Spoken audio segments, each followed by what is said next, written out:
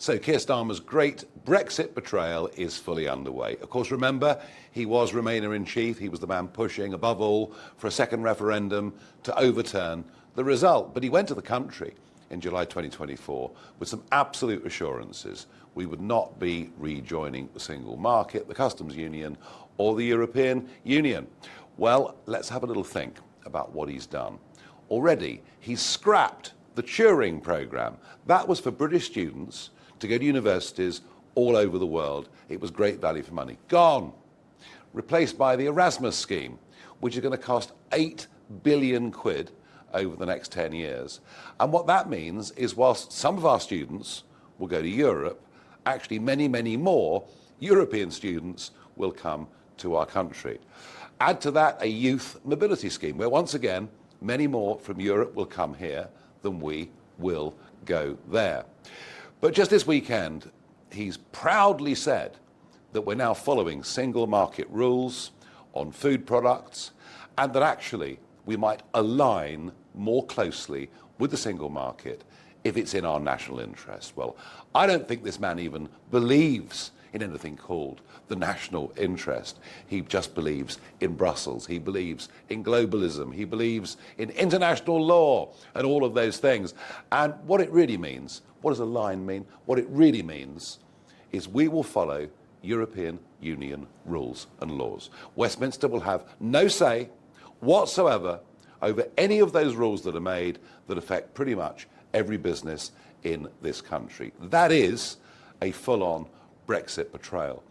And just to make it even worse, just as the country is waking up to the sheer folly and stupidity of what net zero policies have done, remember, they've put our bills up and they've deindustrialised huge areas of Britain. We now have the most expensive industrial energy prices in the world. And yet, we're signing up to the European Union's internal energy and electricity market.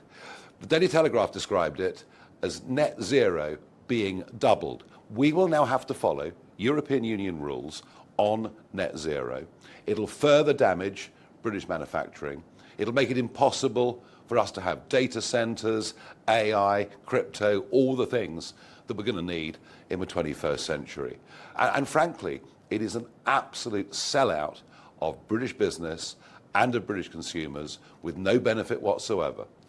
And it also means that there will be tariffs on goods coming in to Britain and the European Union from outside, from countries deemed to be high carbon dioxide emitters. Remember when Donald Trump put tariffs on? Everyone screamed blue murder. But now we're going to sign up to a programme where we will be tariffing other countries, trading partners that are selling goods to us. The whole thing is madness.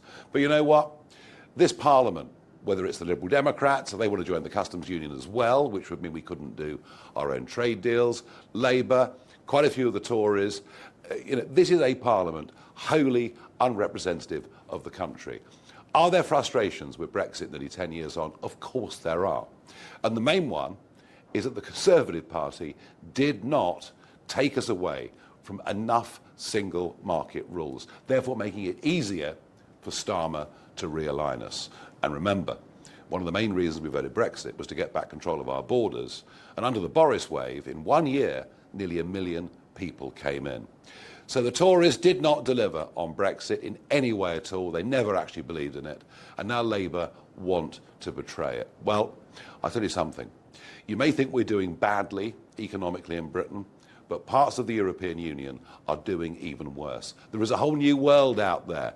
India, the Far East, China, so many new emerging markets around the globe.